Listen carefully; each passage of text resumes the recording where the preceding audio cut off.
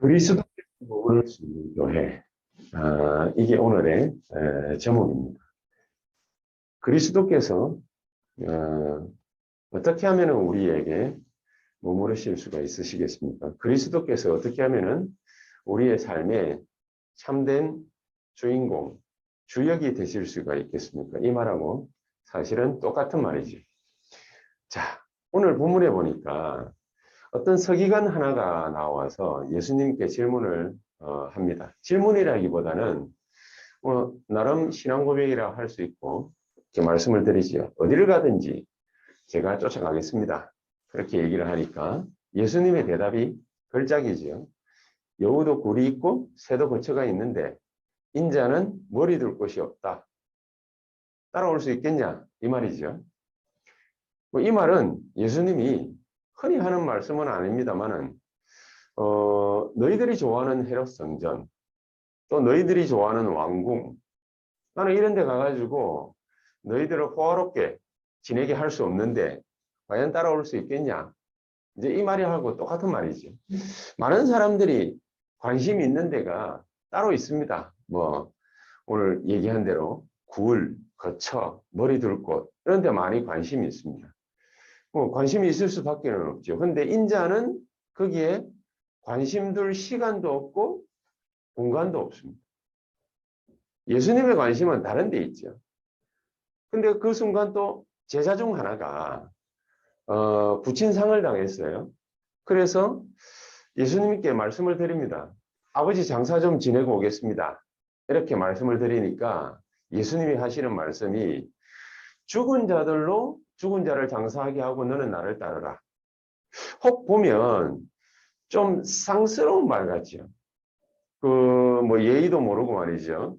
관습도 모르고 전통도 모르고 문화를 무시하는 것 같고 이런 것 같습니다. 근데 그 말이 아니죠. 지금 영적으로 다 죽어가고 있는데 육신적인 것이 뭐 그렇게 급하냐?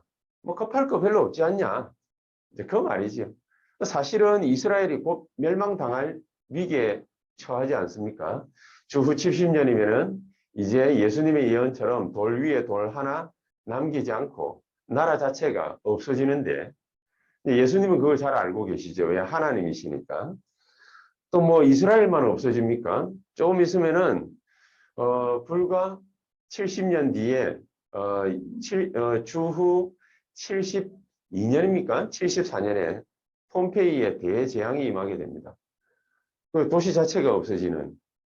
그리고 나중에는 좀 더 지나면은 나라가 서로마, 동로마 이렇게 두 개로 쪼개지죠. 물론 그 두 개에 쪼개져 가지고 또 천년을 유지하기는 합니다.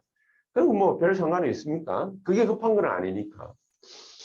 근데 이런 와중에 우리의 후대들이 유대인들의 후대들이 유리방황하게 될 것이다. 왜냐 나라가 이렇게 없으니까 전 세계로 흩어져서 유리방황하게 되는 이런 일들이 벌어지게 될 것인데 무엇이 그렇게 중요하냐 그 말이지. 뭐가 그렇게 급할 게 있겠냐.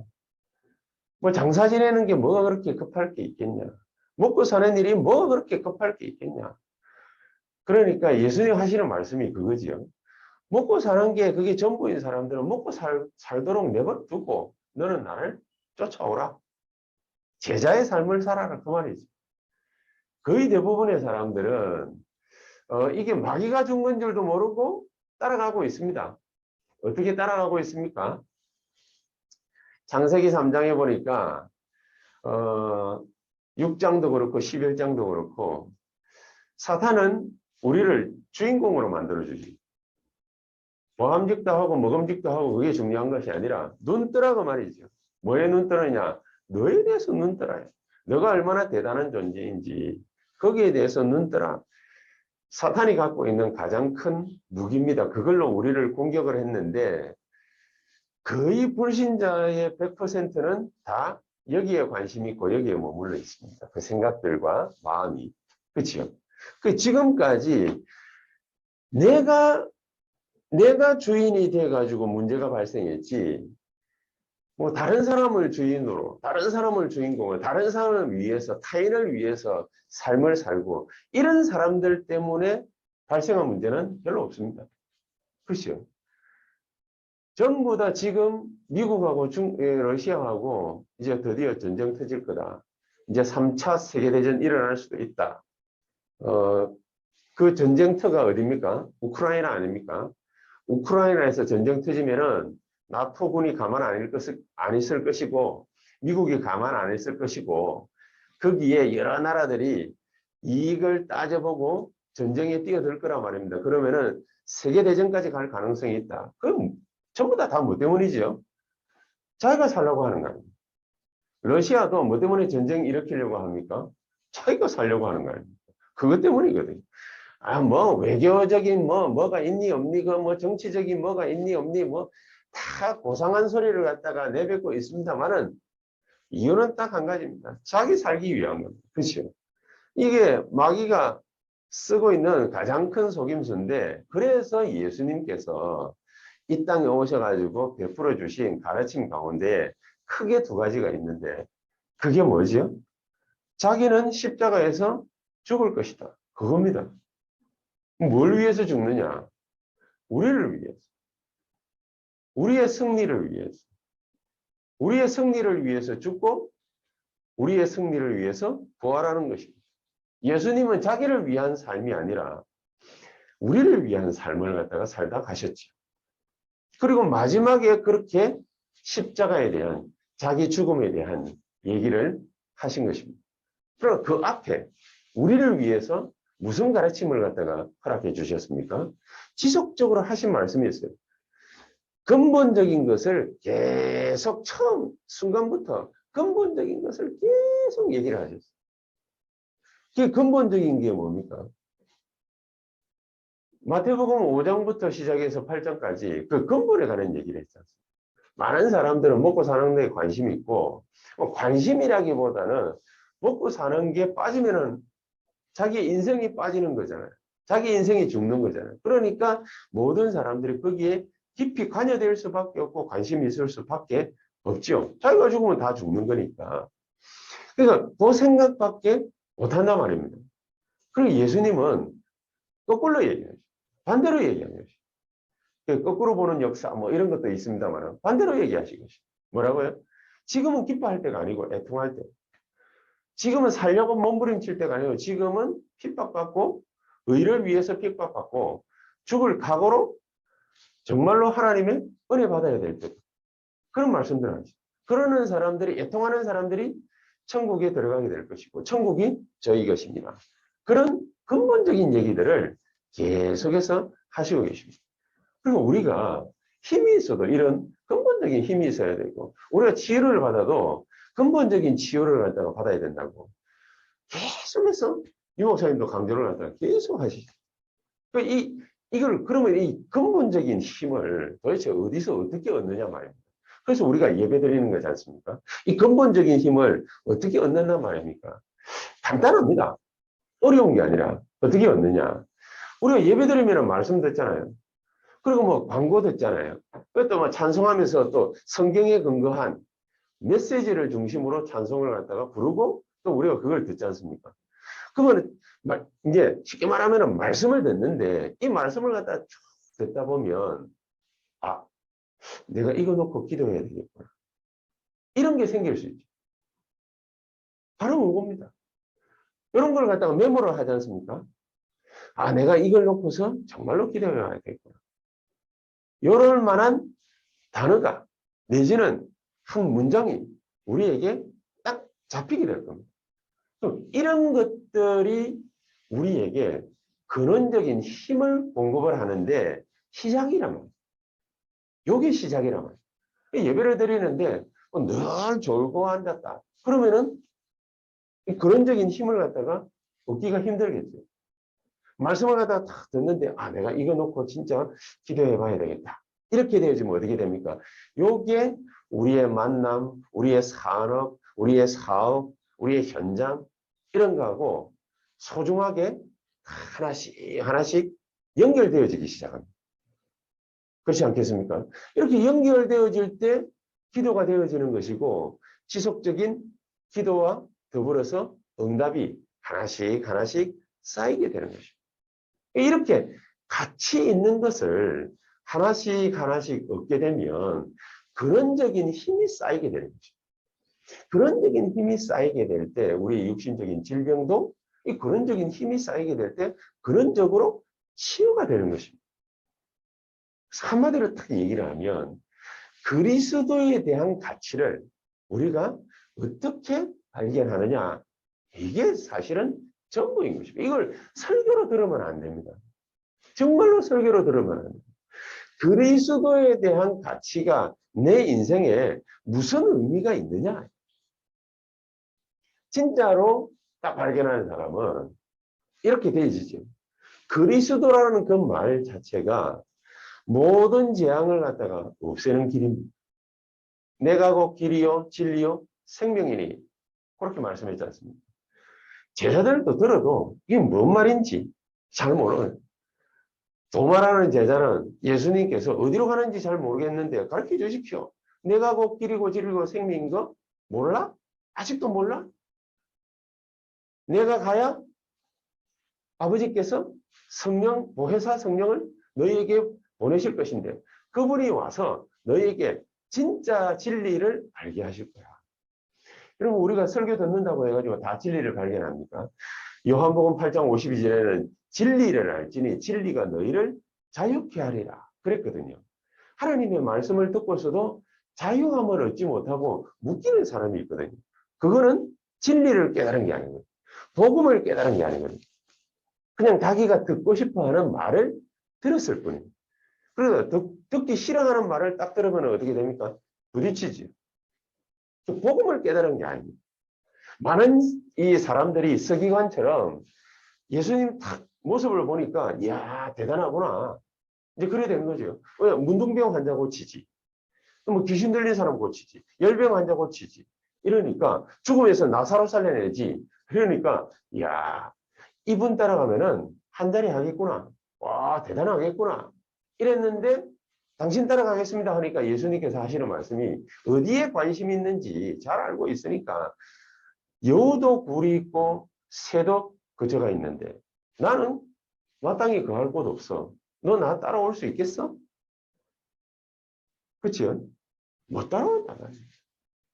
죽은 자를 장사하게 하고, 이 말은 삶을 사는데 인생 사는데 인생에 관심이 없는 것이 아니라 진짜 관심을 가져야 될 것, 진짜 내 인생의 가치를 발견해야 될 것, 그게 뭔지를 정확하게 깨달아라는 것이.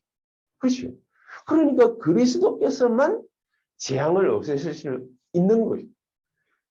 그리스도께서만 사탄 얘기를 했고 사탄을 멸하겠다라고 말씀을 하시지 않습니까? 그리스도께서만 우리를 지옥 배경 가운데서, 지옥 권세 가운데서 우리를 해방시킬 것이다. 그렇게 말씀을 하죠. 실제로 이 부분을 믿고 우리가 따라야 되는데 안 믿는 사람, 못 믿는 사람, 아니 믿을 수 없는 사람들이 너무너무너무 많다고. 그러니까 꼭 우리가 무슨 재앙을 만나야 됩니까? 우리가 꼭 저주를 받아야 됩니까? 그래야 정신 차리고 그리스도 붙잡아야 되겠구나. 이래 되면 한참 시간 지나고 난 뒤라 말입니다. 진짜 축복을 우리가 붙잡아야 되는데 이게 바로 참복음의 시작이다 그 말이죠. 이게 바로 참복음의 시작이기 때문에 예수님께서는 우리에게 이 말씀을 하시고 계십니다. 인자가 머리 둘 곳 없는데 따를 수 있겠냐? 죽은 자로 하여금 죽은 자 장사하게 하고 너는 나를 지금 오늘 이 시간 따르라. 교회가 진정한 주인을 알지 못하니까, 그러니까 우리 교회가 힘이 없는 정도가 아니라 세상 사람들에게 짓밟히는 그런 위기까지 왔습니다. 한국 교회와 세계 교회가 계속해서 영적으로 다운되니까 여러 가지 많은 불미스러운 일들도 계속해서 일어납니다.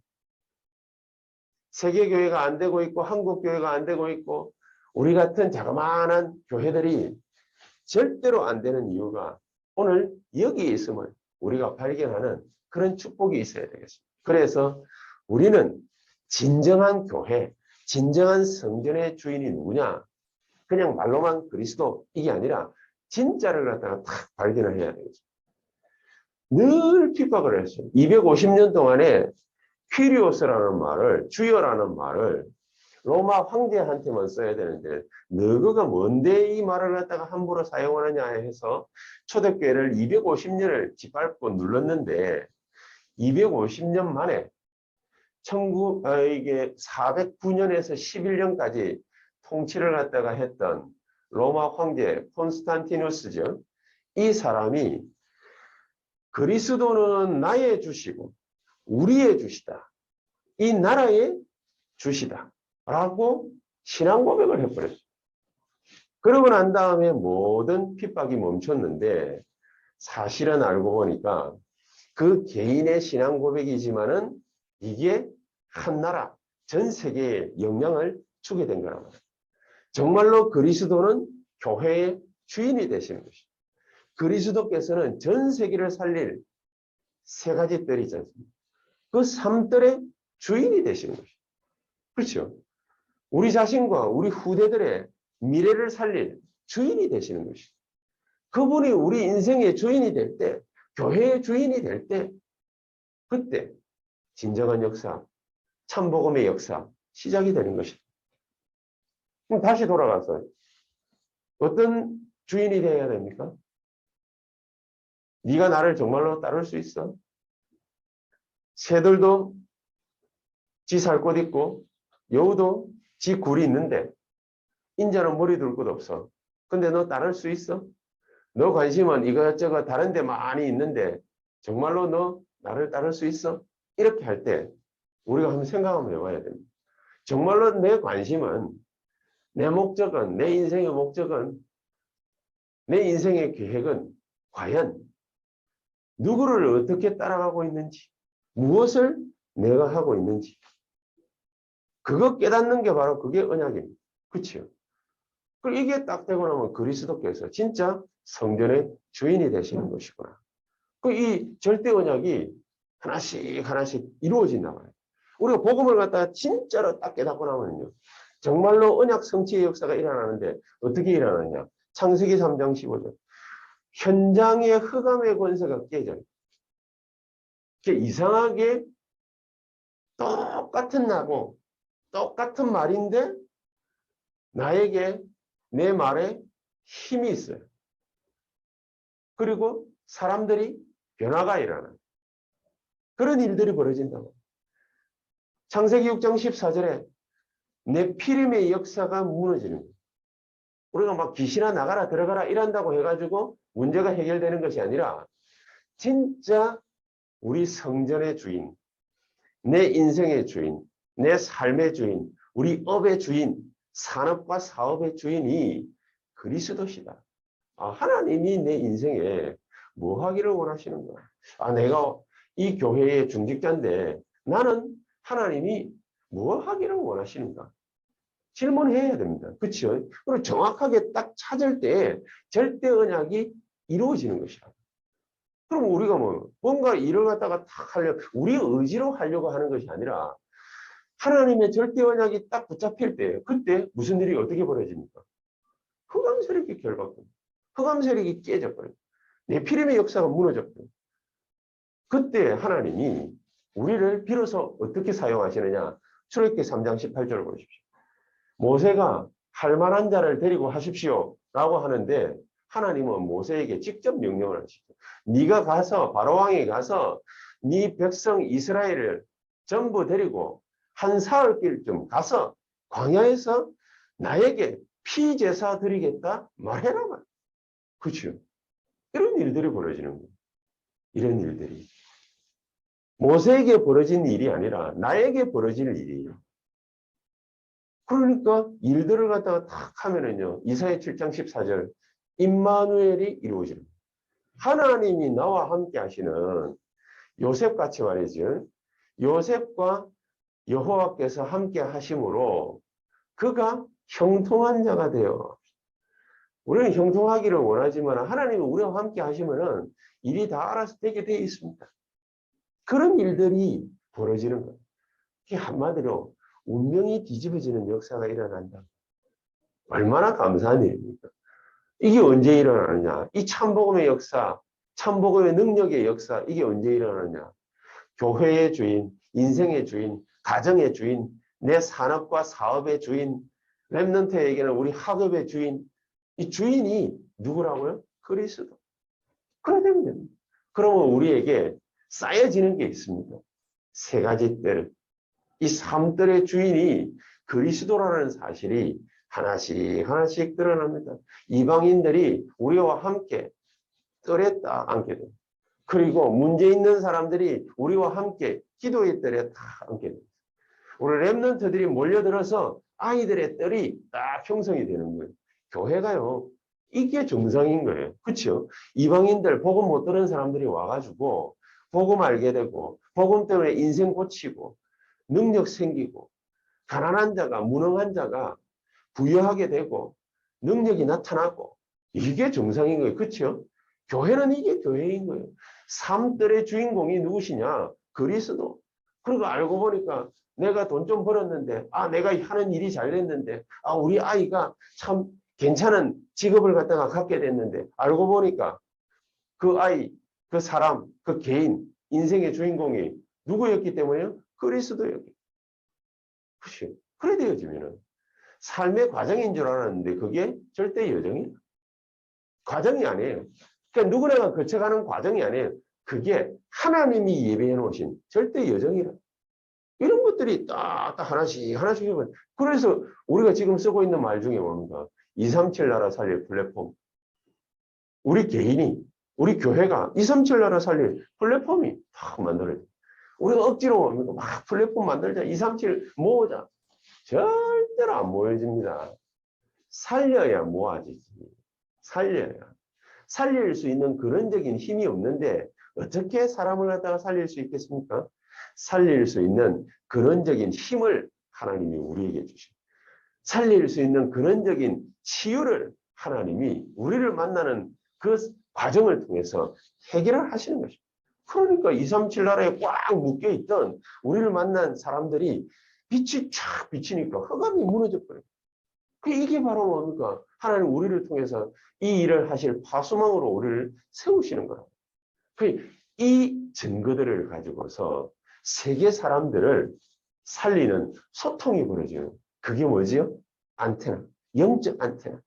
이런 영적 안테나를 우리가 일하고 있는 직장, 그다음 우리가 살고 있는 지역, 이런 데서요. 지교에 딱 세우면은 그게 영적 안테나가 돼요. 그렇죠? 사람을 갖다가 지교에 딱 세워놓으면은 그게 사람을 살리는 뭐가 됩니까? 플랫폼이 됩니다. 사람들은 모든 귀신과 흑암과 어둠의 거기에서 보호를 갖다가 할 수 있는 파수망 딱 구축하는 겁니다. 이거 하라고 하나님께서 우리를 부르신 것이죠. 그렇죠? 삼뜰의 주인공, 삼뜰의 주역. 이게 바로 그리스도시라. 그러면 우리의 미래는 어떻게 됩니까? 우리의 미래를 하나님이 어떻게 회복시키십니까? 잘 먹고 잘 살도록 그거는 문제가 되지 않아요. 하나님이 계시록 2장 3장에 보면은 7교회, 아시아의 7교회를 통해서 아시아 마게도냐만 살린 것이 아니라 전 유럽을 완벽하게 복음하셨어요. 250년 만에 싹 정함을 했거든요. 어떻게 하셨냐? 7교회의 주인공이 누구시냐? 그리스도. 거기에 관한 설명을 갖다가 한 게 그게 바로 계시록 2장 3장. 그렇죠. 7교회의 주인공. 7교회를 어떻게 그리스도께서 다스리셨냐? 그리스도께서는요. 7별을 붙잡고 7금초대 사이를 다니신다고. 에베소 교회 같은 거. 그렇게 버가모 교회다 말이야 쭉 설명을 하다 해놨는데 그리스도께서 7별을 붙잡고 7금초대 사이를 다니신다. 쉽게 말해서 하나님이 교회에 임재해 계신다고. 여러분, 하나님의 말씀도 들리지도 않고 하나님이 뭘 원하시는지도 모르고 하나님이 나라를 어떻게 사용하기 위해서 쓰시기 위해서 나를 불렀는지 그것도 모르고 거기에 관심도 없고 오로지 딱 그 모습을 보니까 이야 대단하구나. 예수님 쫓아가면 한 자리 하겠네. 인자가 머리 둘 곳 없는데 따라오겠냐. 그렇죠. 인자를 어떻게 바라볼 수 있느냐? 그게 전부 다입니다. 그리스도께서는 하나님이시기 때문에 교회에 임재해 계셔서 교회를 다스리시는데 어떻게 다스리느냐? 7별을 붙잡고, 7별이 뭡니까? 목사님들 아닙니까? 7촛대 사이를 다니시. 교회 아닙니까? 7촛대. 그러면은 하나님의 말씀 증거하는, 하나님의 말씀이 머무는 그 교회, 거기를 싹 다닌다 그 말 아닙니까? 이게 있어야 됩니다.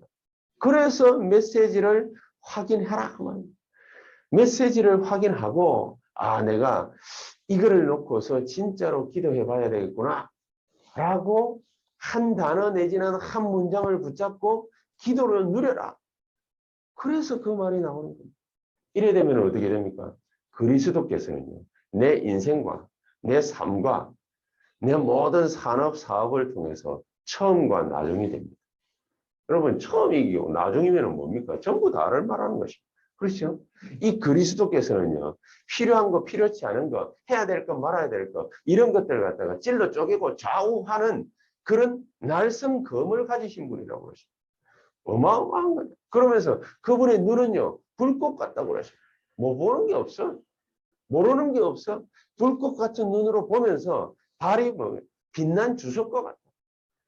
어마어마한 겁니다. 우리의 발걸음이 여러분, 이게 그리스도께서 발이 빛난 주석이다. 이 말은 무슨 말입니까?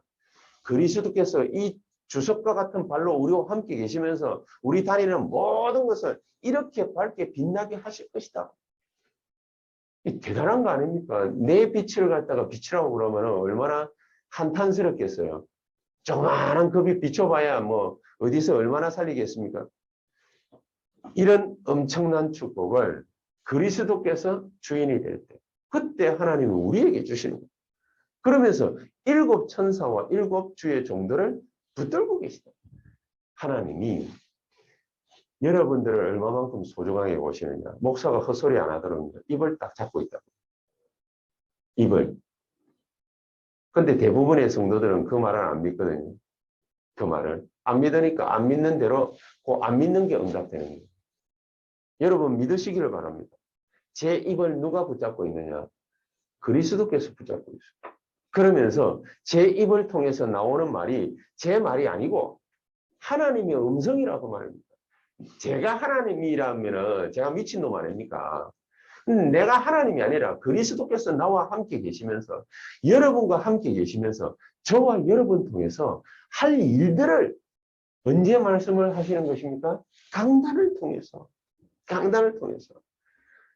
이거를 성도와 제가 진짜로 굳게 믿고 있다면 하나님이 제 입을 닫고 열 때에는 어떻게 하시겠습니까?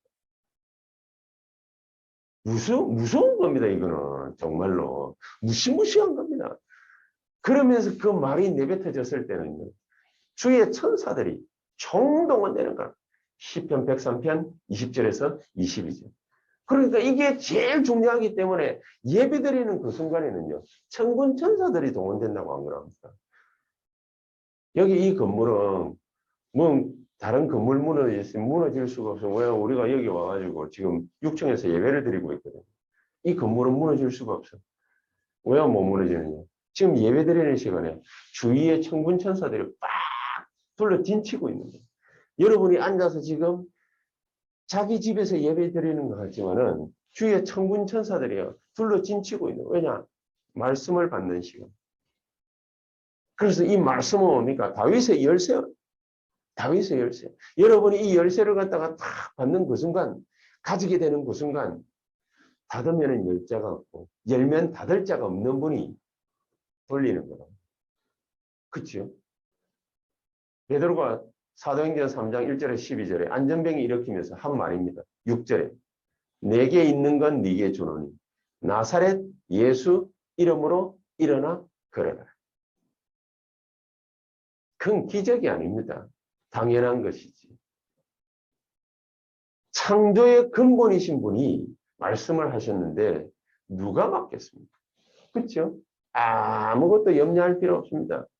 저와 여러분들은 세계 살릴 교회, 새언약교회는 세계 살릴 교회, 새언약교회는 90% 미자립으로 지금도 힘들어하고 있는 그 교회들을 대표적으로 살려내는 교회. 그러려면은 하나님이 저와 여러분을 축복해야 됩니까? 안 해야 됩니까? 당연히 해야 되지. 뭐 어떻게 하면 할 수 있습니까? 우리가 방법 잘 썼어요? 아닙니다. 언약 붙잡아라. 지금 이 시간 언약 붙잡아라. 언약 붙잡고 하나님이 시간표를 주면은요, 뭐 하느냐? 도전하면 됩니다. 그렇죠? 이게 바로 미래 회복. 그래서 미래 회복의 주인공도 누구냐? 그리스도십니다. 그렇죠? 여기에 주인이 그리스도가 될 때 뒤집어지는 거예요.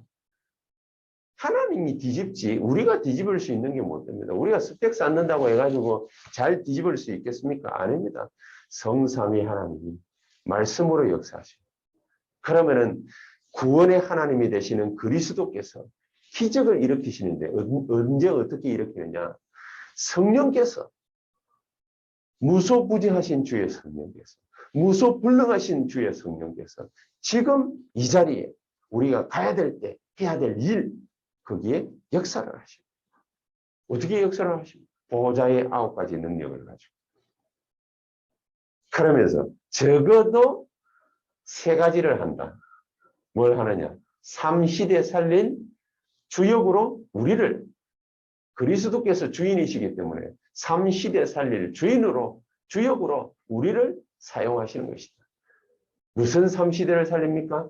강단 살릴 주역으로 현장 살릴 주역으로 렘넌트 살릴 주역으로 우리를 그렇게 사용하십니다. 강단 살아나려면 목사가 말 잘하면 됩니까? 천만의 말씀 듣는 여러분들이 중요한 거예요. 말씀 들은 여러분들이 귀 딱 닫고 있으면은 목사가 백날을 좋은 얘기 해봐야 소용없어요. 하나님이 저와 여러분들 귀를 열어주셔야 돼요. 마음을 열어주셔야 돼요. 흑암이 꽉 둘러차 있으면은 우리가 말씀을 못 받아요. 그래서 먼저 할 것 3가지. 마태복음 5장 24절. 그렇죠? 맨날 찌그덕거리면서 갈등이나 하고 앉았고 낙심이나 하고 앉았고 싸우고 앉았고 분쟁하고 앉았고 이러면은 예배 드릴 때에 메시지 들어오겠어요? 못 들어오니까 그 문제 해결하고 와. 그 문제 해결하고 안 그러면 예배 안 드려줘? 이 말이 아니잖아요 지금. 그렇죠? 그러면서 너희는 먼저 그의 나라와 그의 의를 구해. 쓰잘데기 없는 거 구하지 말고 하나님의 나라 임해야 되는 거야. 그러면서 뭡니까? 계속해서 쓸데없는 거 남 생각하고 남 헤아리고 남 비판하고 그런 거나 하고 시간 보내고 앉았으니 그 짓 하지 마. 진짜를 하라 그 말이에요. 그렇죠?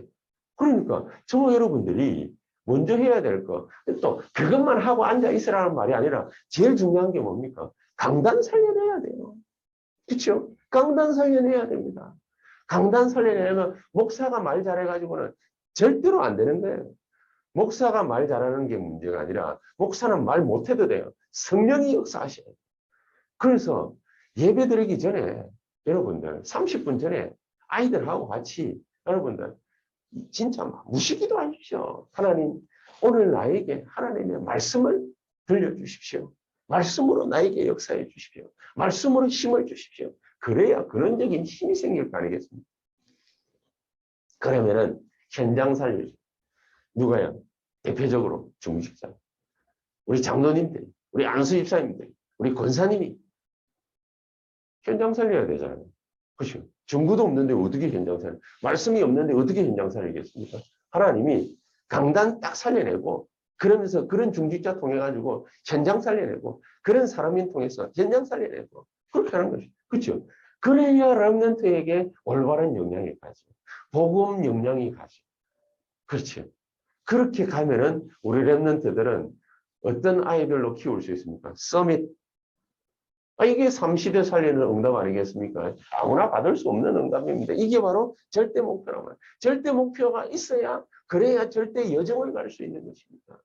저와 여러분들에게 오늘 이런 결론을 맺겠습니다. 진짜 교회를 그리스도께서 이렇게 지키시고 보호하신다. 이렇게. 말씀대로만 딱 지키고 보호하십니다. 그래서 이런 언약 붙잡고 기도하기만 하면은 부여진 언약대로 응답은 오게 되어 있습니다. 계시록 8장 3절에서 5절. 그 기도는 하늘나라에 반드시 상달되게 되어 있습니다. 반드시 쌓여지게 되어 있습니다. 다니엘 10장 10절에서 20절에 기도하는 첫날부터 주의 천사들을 응답하시려고 벌써 파송하시고 그런 일들이 벌어져요. 그러니까 시편 103편 20절에서 22절에는요. 이 응답을 하시기 위해서 이 일을 성취하시기 위해서 주의 천군 천사들을 파송한다. 그게 우리의 기도다. 그게 우리의 언약 기도다. 이 진짜 축복이 우리 새언약교회에 넘치게 되기를 정말로 예수의 이름으로 축복합니다. 기도하십시다. 하나님 감사합니다. 오늘 이 시간 우리에게 주신 말씀이 그대로 우리의 삶 속에 응답되어지는 393의 놀라운 능력이 우리에게 나타나는 축복의 한 주간이 되게 해 주시옵소서. 영육간의 강건함을 입고 모든 코로나도 우리를 어찌하지 못하는 그래서 세계복음의 문들이 반드시 또한 이번 주간에 열리는 237을 살리는 역사가 일어나는 한 주간이 되게 해 주시옵소서. 예수 그리스도 이름으로 기도하옵나이다. 아멘.